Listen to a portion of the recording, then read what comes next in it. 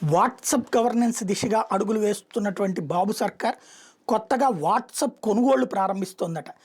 ధాన్యం కొనుగోళ్లను సులభతరం చేసే దిశగా ప్రభుత్వం సాంకేతిక సేవలను ఉపయోగించుకునే విధానానికి తెరదీసిందట. రైతుల కోసం వాట్సాప్ నెంబర్ని అందుబాటులోకి తెచ్చింది. 7373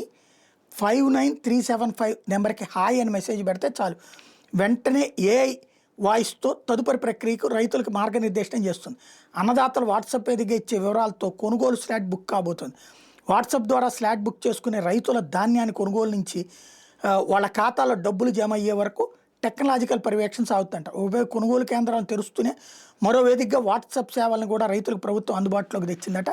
పల్నాడులో 286 కేంద్రాలు ధాన్యం సేకరణకి, అట్లా గుంటూరులో 1,00,000 టన్నుల సేకరణకి అడుగులు వేస్తుందంటే 48 గంటలు డబ్బులు వేస్తామని చెప్పేసి చెప్తున్నారు. క్రిందసారి కూడా మొదట్లో వేశారు, ఆ తర్వాత ఆగిపోయి 4 నెలల తర్వాత 5 నెలల తర్వాత వేశారు అన్నటువంటిది ఓపెన్గా అసెంబ్లీలో చెప్పినటువంటి సందర్భం ఉంది.